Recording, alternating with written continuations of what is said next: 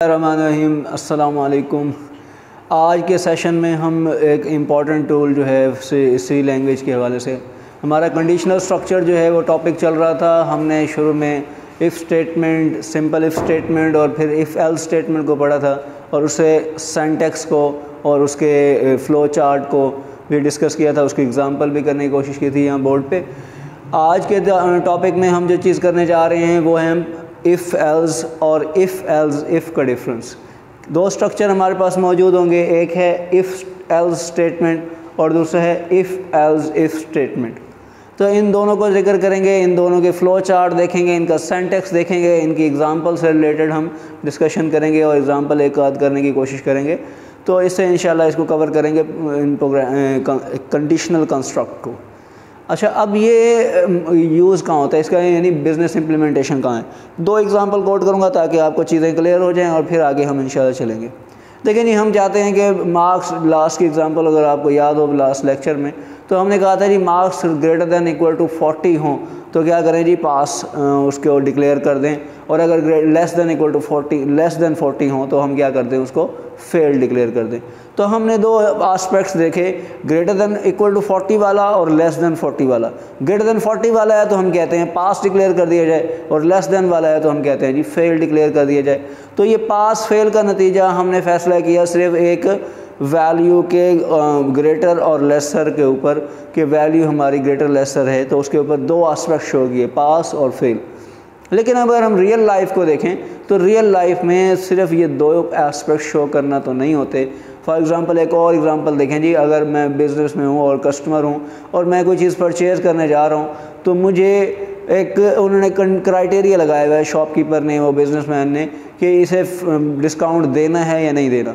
For example वो लगाते हैं जी, अगर मेरी शॉपिंग जो है 1000 अमाउंट से ज़्यादा है तो इसे 10% डिस्काउंट दे दिया जाए, अगर कम है तो इसे कोई डिस्काउंट ना दिया जाए। डिस्काउंट देना ना देना एक ख़ास वैल्यू की बेस पर है। अगर वैल्यू 1000 अमाउंट हो गई है, मेरे बिल की अमाउंट 1000 हो गई है, तो फिर ये मुझे 10% डिस्काउंट देंगे। अगर 1000 से कम है तो मुझे ये कोई डिस्काउंट नहीं देंगे। ये एक पहलू, और दूसरा पहलू इसको कवर किया जा रहा है सिंपल इफ़ स्टेटमेंट में। जैसे कि मैंने कहा था कि एक कंडीशन होती है वो कवर की जाती है, और उसके बाद वो कंडीशन अगर ट्रू होती है तो हम उसके ट्रू पार्ट में आ जाते हैं, और अगर ये कंडीशन फॉल्स होती है तो हम इसके फॉल्स पार्ट में आ जाते हैं। बिल्कुल इसी तरह ये कंडीशन का फ़्लो चार्ट दिया हुआ है। कंडीशन अगर ट्रू होती है तो हम ये वाला ब्लॉक ऑफ स्टेटमेंट एग्जीक्यूट करते हैं, अगर कंडीशन फॉल्स होती है तो हम ये वाला ब्लॉक ऑफ स्टेटमेंट एग्जीक्यूट करते हैं और फिर एंड कर देते हैं। तो ये वाला एक सिंपल सा सिनेरियो था। इसको अगर आप कंडीशन को पुट कर दें कि ये आपके स्टूडेंट्स के मार्क्स हैं, तो आप मार्क्स को कर दें कि marks greater than equal to 40। अगर marks greater than equal to 40 हैं तो ये स्टेटमेंट आ जाएगी। कौन सी स्टेटमेंट आ जाएगी, तो आप यहाँ स्टेटमेंट दे देंगे, कौन सी वाली, पास की।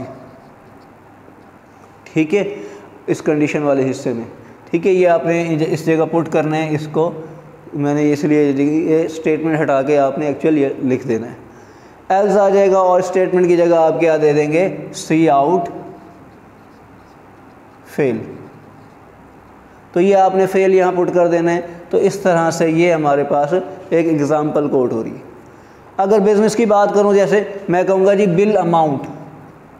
ठीक है, अगर मैं बिज़नेस की एक एग्ज़ाम्पल कोड करूँ तो मैंने एक बिज़नेस की एग्ज़ाम्पल आपके सामने यहाँ कोड करनी, तो वो ये है कि मैं कहता हूँ जी बिल अमाउंट। बिल अमाउंट हमारी ग्रेटर दैन इक्वल टू 1000 है। ठीक है, ये हमारी एक कंडीशन हो गई, इसको इस जगह पुट कर दिया जाएगा। तो फिर हम क्या करेंगे, इसको आप दे सकते हैं क्या भला, एक मैसेज दे दें कि डिस्काउंट ग्रांटेड, इसको डिस्काउंट दे दिया जाए। अदरवाइज इसमें आप मेंशन कर सकते हैं कि सी आउट नॉट ग्रांटेड, या कुछ भी कर सकते हैं। तो ये इस अंदाज से इसके एल्स पोर्शन में ये पुट किया जा सकता है, जो ये इस जगह है। तो आप देख रहे हैं कि ये हमारे पास दो पहलू हैं, या तो marks greater than equal to 40 हो तो पास, लेस दैन हो तो फेल, और बिल अमाउंट अगर ग्रेटर दैन इक्वल टू 1000 हो तो उसे 10% डिस्काउंट दे दें या डिस्काउंट ग्रांट कर दें, और अगर नहीं तो ना ग्रांट। क्या प्रैक्टिकल लाइफ में फ़कत यही दो एस्पेक्ट ही डिपिक्ट किए जाते हैं, शो किए जाते हैं? ऐसा नहीं है। हमने प्रैक्टिकल लाइफ में देखा कि मल्टीपल कंडीशंस आ जाती हैं। मसलन मैं कहता हूँ जी यही मार्क्स को अगर हम इस एंगल से देखें कि आप अगर अपनी डिग्री को सामने देखें, मैट्रिक इंटर से लेकर ऑनवर्ड जो भी डिग्री देखें, तो आपको ग्रेड्स भी मेंशन होते हैं। यानी आपको ये देखा जा रहा होता है कि आपकी पूरी ओवरऑल जो रिज़ल्ट है वो ग्रेडिंग के एस्पेक्ट से भी देखा जा रहा होता है। आपने ए ग्रेड लिया है, आपने बी ग्रेड लिया है, आपने सी ग्रेड लिया है, तो वो ये चीज़ें किस अंदाज हैं। यानी वो उन्होंने कहा है कि अगर आपके मार्क्स 90 या उससे ज़्यादा हैं तो आपको ए ग्रेड दिया जाए, अगर आपके मार्क्स 80 या उससे ज़्यादा हैं तो आपको बी ग्रेड दिया जाए, अगर आपके मार्क्स 60 या उससे ज़्यादा हैं तो आपको सी ग्रेड दिया जाए, अगर आपके मार्क्स 40 या उससे ज़्यादा हैं तो आपको डी ग्रेड दिया जाए, अगर 40 से कम हैं तो आपको एफ़ ग्रेड दिया जाए। तो ये देख रहे हैं कि मल्टीपल कंडीशंस हैं। पहले आपका 90 के पैरामीटर या 90 की कंडीशन थी कि 90 से अबव हो, वो अगर कंडीशन क्वालिफाई नहीं करती तो आपको चेक किया जाएगा कि 80 के अबव होना चाहिए या 80 के इक्वलेंट होना चाहिए। अगर वो कंडीशन भी क्वालिफाई नहीं करती तो फिर 70, फिर 60, इस अंदाज से स्टेप बाय स्टेप हम एक एक कंडीशन को चेक कर रहे होते हैं। एग्जीक्यूट एक ही होती है, सारी एग्जीक्यूट नहीं होती है, ठीक है। एग्जीक्यूट कौन सी होती है? जो जिसका ट्रू पार्ट क्वालिफाई होता है, जिसका ट्रू पार्ट इफेक्ट होता है, उसी के सेक्शन में हम जाते हैं। यानी जिस कंडीशन की कंडीशन ट्रू होती है हम उस सेक्शन में चले जाते हैं। फॉल्स के एस्पेक्ट से फिर दूसरी कंडीशन, तीसरी कंडीशन, इस अंदाज से ऑनवर्ड सारी कंडीशन चेक होती है। ये इफ़ एल्स का एक सिनेरियो है। अगर बिज़नेस के एस्पेक्ट से देखें तो यही जो मैं डिस्काउंट की बात कर रहा था कि इसकी अमाउंट जो है 10,000 है तो इसको डिस्काउंट दिया जाए या ना दिया जाए, ये आपने दो पहलू डिस्कस किए। लेकिन प्रैक्टिकल लाइफ में ऐसा नहीं है। उन्होंने क्या किया है, बिज़नेस, हर बिज़नेस का अपना एक लॉजिक है, बिज़नेस इम्प्लीमेंटेशन दी हुई है। कोई कहता है जी मैं आपको 10% डिस्काउंट दूंगा जब आपकी बिल की अमाउंट 5,000 से बढ़ेगी। बिल की अमाउंट क्या है? 5,000 से बड़ी 10% डिस्काउंट दिया जाएगा। बिल की अमाउंट जो है 10,000 से बड़ी तो 12% डिस्काउंट दिया जाएगा। बिल की अमाउंट जो है 15,000 से बड़ी तो आपको 15% डिस्काउंट दिया जाएगा। जैसा जैसा अमाउंट बिल की बढ़ती जाएगी, इधर से बिजनेसमैन कहते हैं मैं आपका डिस्काउंट रेशो भी बढ़ाता रहूँगा। अब यानी कंडीशन 3 हो गई, 10,000, 5,000 के ऊपर एक ख़ास डिस्काउंट, 15,000 के ऊपर ख़ास डिस्काउंट, 20,000 के ऊपर ख़ास डिस्काउंट। इसी तरह वेरिएट कर रहा होता है डिस्काउंट भी आपकी बिल की अमाउंट के ऊपर। कंडीशन क्वालिफाई करती जाएगी जो उसी तरह उसका बिल कैलकुलेट होता जाएगा। क्लियर है? तो ऐसे सारे सिनेरियोज़ में क्या या कौन सा वे जो है बेहतर होगा या कौन सा स्ट्रक्चर प्रोग्रामिंग का हमें हेल्प करेगा, वो है इफ़ एल्स इफ़ स्ट्रक्चर। ठीक है। अब इफ़ एल्स इफ़ स्ट्रक्चर क्या है? आपने देखा है कि इसमें फ़कत एक कंडीशन दी हुई है जो आपने क्वालिफाई की है और उसके नतीजे में आप ट्रू पार्ट में यहाँ आ गए हुए हैं। अगर कंडीशन फॉल्स हुई है तो फॉल्स पार्ट में यहाँ आ गए। इधर का सिनेरियो ज़रा डिफरेंट है। देखें, पहले आपका इफ़ में क्या है? कंडीशन। अगर कंडीशन ट्रू होती है तो आप इस सेक्शन में आ जाते हैं। अगर ये वाली कंडीशन फॉल्स होती है तो आप एक और कंडीशन को चेज़ करते हैं। अगर ये कंडीशन ट्रू होती है तो आप इसके ट्रू पार्ट में आ जाते हैं, और अगर ये कंडीशन फॉल्स होती है तो आप एक और कंडीशन सेक्शन में आ जाते हैं, इस सेक्शन में। अगर ये कंडीशन ट्रू होती है तो आप इस सेक्शन में आ जाते हैं, और अगर ये कंडीशन फॉल्स होती है तो आप इस सेक्शन में आ जाते हैं। तो आप देख रहे हैं कि कितनी कंडीशन हैं? एक कंडीशन, दो कंडीशन, तीन कंडीशन। ये आपके पास 3 कंडीशन दी हुई हैं, यानी मल्टीपल कंडीशन दी हुई हैं। इस एस्पेक्ट से आप इसको डील कर रहे होते हैं। अब ज़रा इसकी फ़्लो चार्ट को भी देख लें। ये देखिए, पहले हमारे पास स्टार्ट हुआ था और कंडीशन चेक होगी। अगर कंडीशन ट्रू है तो हम ये स्टेटमेंट ब्लॉक चलाएंगे। अगर कंडीशन फॉल्स है तो एक और कंडीशन को हम चेज़ करेंगे। ठीक है, जैसे कि इधर दिया हुआ है, इसको चेज़ करेंगे। ठीक है। अच्छा, अब अगर ये कंडीशन ट्रू होती है तो हम इस सेक्शन में आ जाएंगे। अगर ये कंडीशन फॉल्स होती है तो एक और कंडीशन है जिसको फेस किया जाएगा, वो किया जाएगा। फिर उसके बाद अगर क्या है जी, कंडीशन ट्रू होती है हम इस सेक्शन में आ जाएंगे, कंडीशन फॉल्स होती है तो हम इस सेक्शन में आ जाएंगे। तो इस तरह से ये जो हमारा फ़्लो चार्ट है इसके मुताबिक काम करेगा। ये कंडीशन के लिए डायमंड साइन है, स्टेटमेंट के लिए ये रेक्टेंगल साइन है, और फ्लो बता दिया आपको कि किस तरह ट्रू पार्ट में इस अंदाज से काम करेगा, फॉल्स पार्ट में इस अंदाज से काम करेगा। फिर ये इसका ट्रू पार्ट है, इसका फॉल्स पार्ट है, फिर इसका ट्रू पार्ट है, इसका फॉल्स पार्ट है। इसी तरह ये तो 3 कंडीशन हैं, 36 कंडीशन हो या 100 कंडीशन हो, इसी फ़्लो के साथ काम करेंगी। हर कंडीशन प्रॉपरली चेक होगी। अगर वो क्वालिफाई करती है तो उसका ब्लॉक एग्जीक्यूट हो जाएगा, अगर क्वालिफाई नहीं करती उसका ब्लॉक एग्जीक्यूट नहीं होगा। ये एक सिंपल सा फिनोमेना है इस स्ट्रक्चर का, जिसे हम इफ़ एल्स इफ़ स्ट्रक्चर कहते हैं। ठीक है जी। अब इसकी एक प्रैक्टिकल एग्जांपल भी लेते हैं ताकि हम इसको सही तरह समझ पाएँ। प्रैक्टिकल एग्जांपल वही है जैसे कि हमने कहा कि हमारे पास अगर मार्क्स जो हैं ग्रेटर दैन इक्वल टू 40 हैं। यहाँ मामला क्या है, यहाँ मैं कहता हूँ जी मार्क्स हमारे पास क्या हैं, greater than equal to 90। Marks हमारे पास क्या हैं, ग्रेटर दैन इक्वल टू 90। इसको पुट करेंगे आप इस सेक्शन में कि हमारे marks greater than equal to 90 हैं, तो मैं क्या देता हूँ जी, मैं उसे कहता हूँ सी आउट में, सी आउट में मैं उसे दे देता हूँ ए ग्रेड। सी आउट में क्या देता हूँ, ए ग्रेड दे देता हूँ। अगर ये कंडीशन ट्रू नहीं होती है, पहले बात है ये ट्रू हो जाएगी अगर फॉर एग्जांपल मेरे मार्क्स जो हैं वो 92 हैं, तो मैं इसमें क्वालिफाई करता हूँ तो मुझे ए ग्रेड असाइन हो जाएगा। नहीं तो क्या करेंगे, फिर आप इस सेक्शन में आ जाएंगे। इस सेक्शन में आते हैं तो इधर मैं एक और कंडीशन देता हूँ जी, marks for example marks greater than equals to हमारे पास 60 हैं, ठीक है।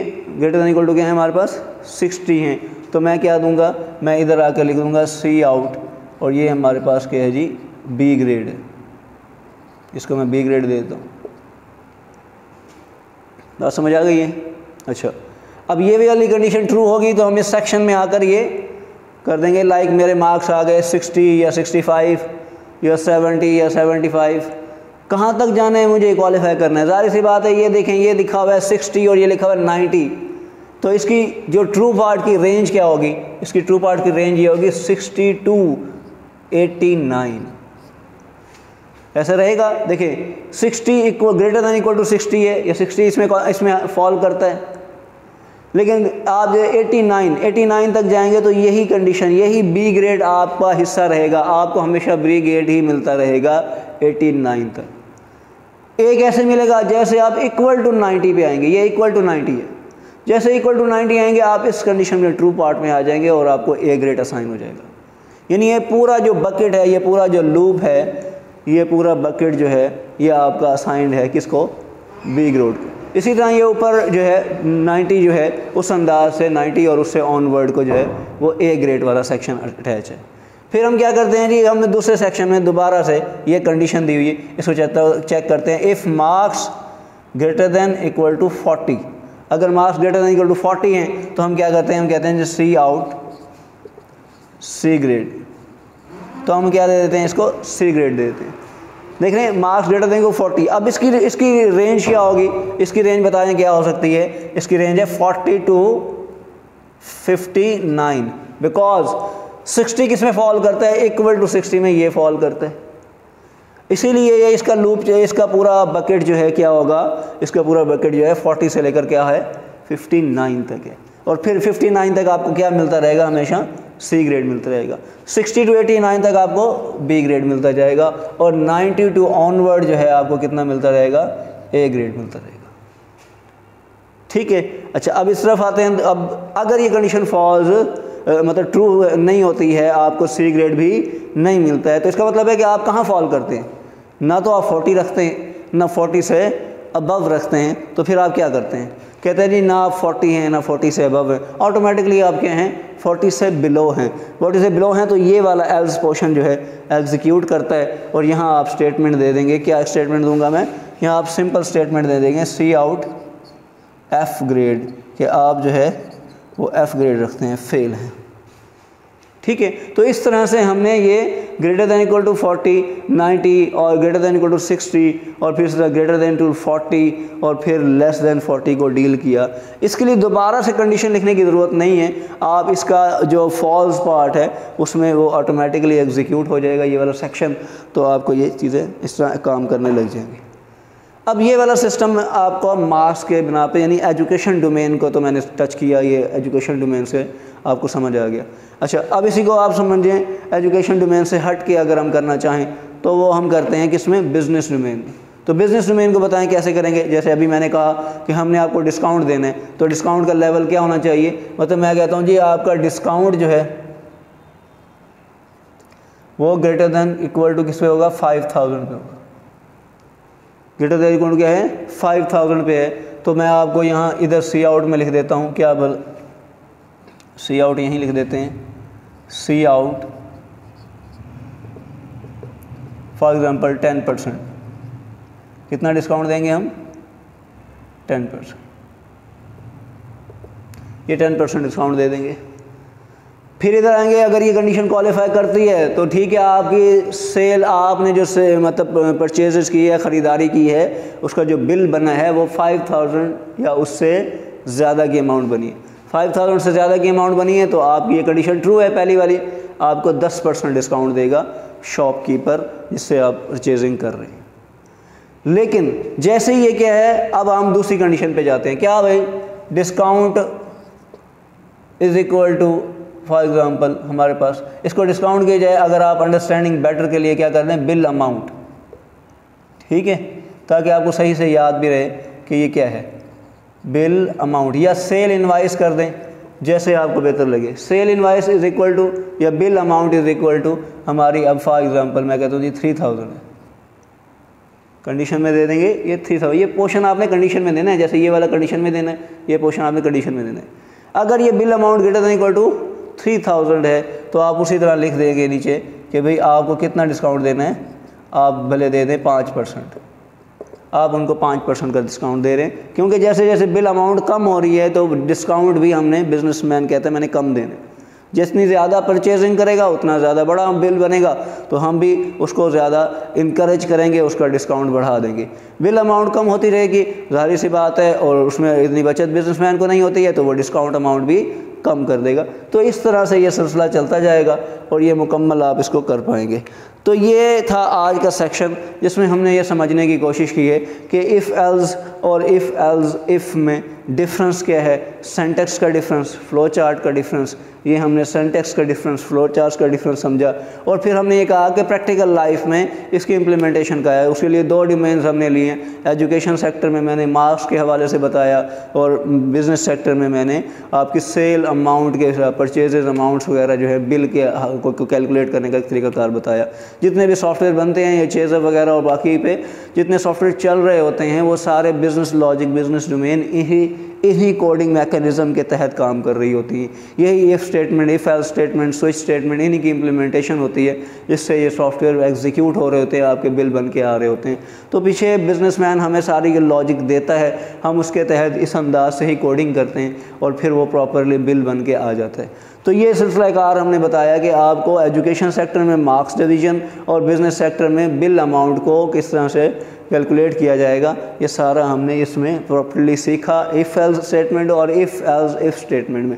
इंशाल्लाह इसको ख़ुद से प्रैक्टिस कीजिएगा, और इंशाल्लाह नेक्स्ट लेक्चर में हम स्विच स्टेटमेंट और इस पूरे कंडीशनल स्ट्रक्चर को वाइंड अप करेंगे। स्विच स्टेटमेंट का आपको बताएंगे, उससे रिलेटेड एग्जांपल भी करके दिखाएंगे। तो साथ साथ इसके प्रैक्टिकल करें ताकि आपको इसका समझ आए। अगली क्लास इंशाल्लाह इसको बाकायदा डेव C++ के परफॉर्म करके भी दिखाऊँगा, ताकि आपको इसका सारा मतलब परफॉर्म होता हुआ भी दिखाई दे और पता चले आपको इसको प्रैक्टिकली भी।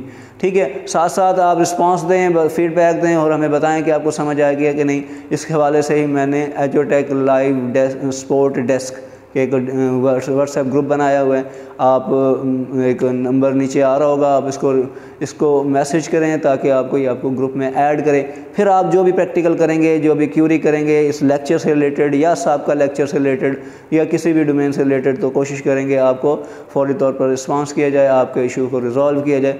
तो इसी तरह से ये हमारा 2 वे इंटरेक्टिव लेक्चर हो जाएगा। सिर्फ ये नहीं कि मैं ही लेक्चर दिए जा रहा हूँ और आप जस्ट सुन रहे हैं और थोड़ी सी अट्रैक्टिवनेस नहीं है, समझते नहीं हैं, या बस सुन के और कोई समझ आया या ना आया तो आप रिस्पांस नहीं दे पाते। तो आपके लिए ही ये व्हाट्सएप ग्रुप बनाया जाता है ताकि आप उसमें कम्युनिकेट करें, उसमें अपने क्यूरीज़ को पुट करें ताकि हम उसको रिजॉल्व कर सकें। तो इसके साथ इजाज़त दीजिए। थैंक यू शुक्रिया। अल्लाह हाफ़िज़।